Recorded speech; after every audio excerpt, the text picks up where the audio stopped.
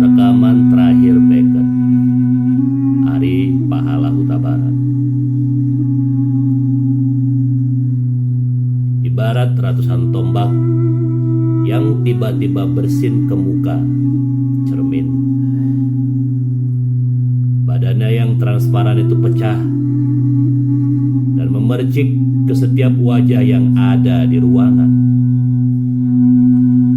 Panas karena matahari yang membesar dan mendekat menjadi tak terasa ketika semua orang meraung memegang pecahan kaca yang menancap di keningnya masing-masing.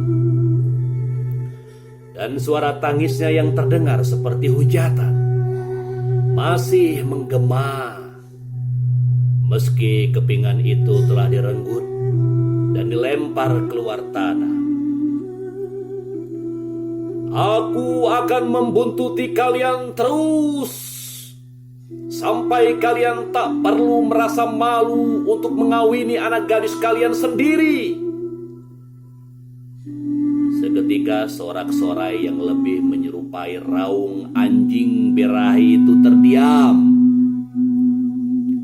Waktu itu, kalau kau melihatku, aku terendam dalam rasa maluku sendiri. Seperti minyak mendidih yang tertumpah di landai paha. Setiap malam aku harus menyeka tangismu. Sekotak tisu, secangkir kopi susu, dan sebatang jisamsu tak cukup untuk sekedar menyela rasa bersalahmu.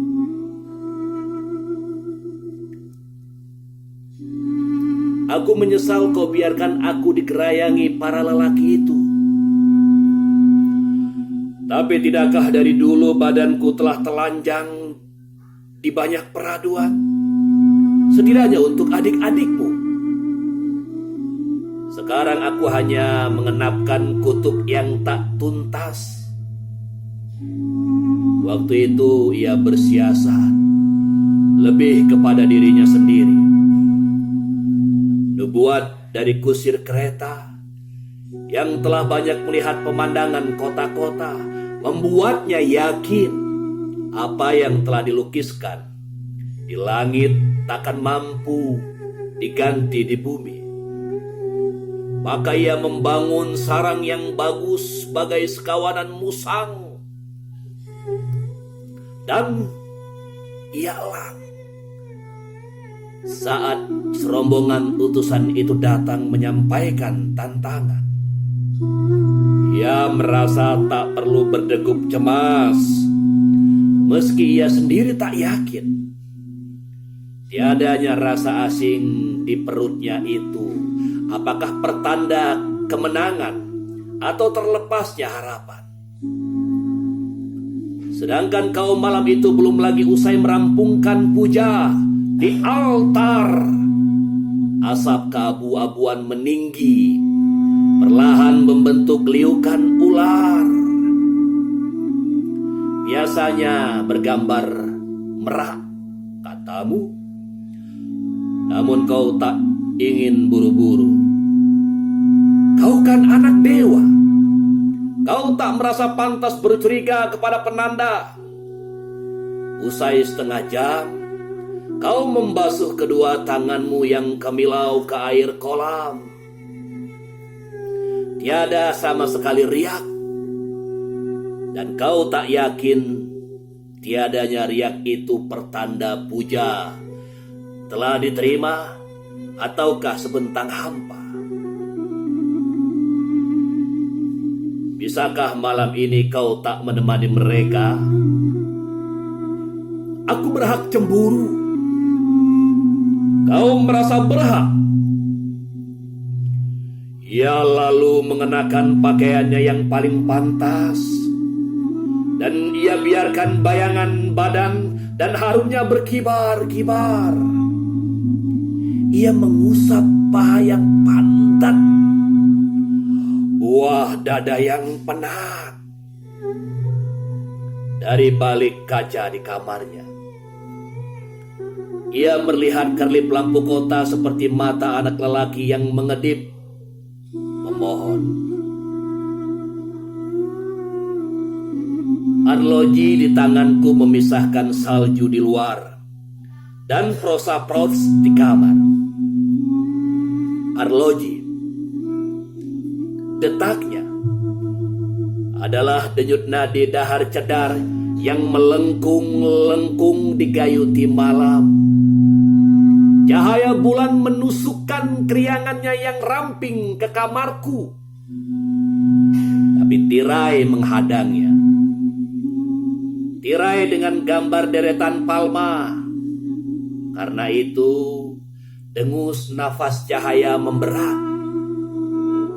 Ia melata dan ingin sekali menjelati ujung-ujung jemariku, menghisap prana yang semakin rentah. Tak ku tahu di menit yang keberapa arloji di tanganku mulai menguap.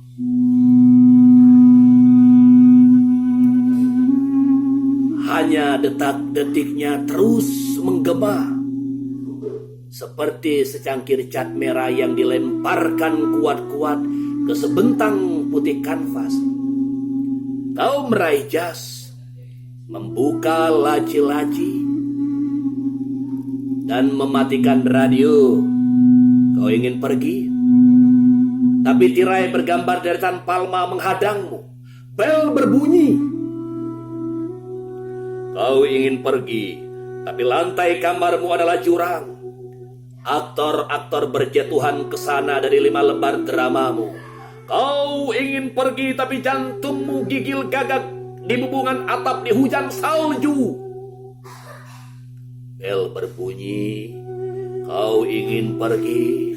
Arloji menguap.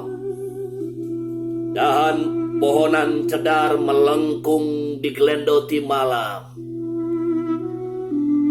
Kau membuka tong sampah, meringkuk, dan memotret laut di dalamnya.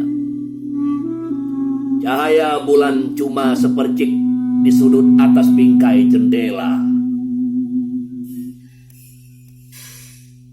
Ia buta. Ia suka mendengar detak jam. Ia tak percaya ada bulan kuning bersinar malam ini. Ia ingin mendengar detak jam dan tak percaya bulan bualan. Kegelapan lengket dan mengenang 2 biji matanya, membuat jadi hantu untuk setiap hal yang ingin ia ucap dan sentuh. Ia ingin mendengar detak jam dan jam mengerti kekecewaannya. Jam beri ia nabi yang akan muncul di ujung jalanan. Dari matahari datang, hanya ia tak lihat. Kedua matanya nabi itu juga buta. Langkah nabi dan harapannya adalah detik, jam yang datang dari masa depan. Ia ingin percaya nabi dan masa depan. Tolong panggilkan laut, ujar lelaki buta kepada nabi buta. Ia ingin hirup angin basah kebebasan. Nabi tiup seruling. Tak lama ikan-ikan terbang datang dan berputar-putar di atap rumah lelaki buta. Ikan-ikan yang juga tiup seruling. Puji Tuhan! Betapa harum sayap malaikat, kata lelaki tua itu, dan mengucap nama Tuhan berulang-ulang. Lalu ikan-ikan, lelaki buta, dan nabi buta menari bersama-sama menari. Padahal itu hanya tik-tak jam yang mendaki ke puncak malam. Padahal itu rindu jantung yang ingin pulang ke kampung halaman. Aku mengetuk-ngetuk permukaan buku, berharap kesunyian menjulurkan lidahnya, mengucapkan warna hijau yang sudah hilang dari kepalaku. Tidak. Kesunyian tak jadi menjulurkan lidahnya. Ia hanya menjulurkan kaki dan pergi meninggalkan aku. Ku ketuk kembali halaman buku. Dan semoga ada bahasa lain yang diberikan malam. Tak ada bahasa lain. Huruf-huruf turun seperti hujan. Tidak dari langit, tapi dari ban-ban bekas yang dibakar. Perpustakaan yang sudah terkunci pada jam 3 sore. Juga antrian 100 manusia yang membawa jantung di atas piring kalengnya. Jantung itu berdegup dan masih berdarah. Di hadapan juru tembak aku berdiri, tidak mengharapkan Tuhan datang, tapi mengharapkan kesunyian memberikan suaranya yang lain muncul dari huruf-huruf di buku.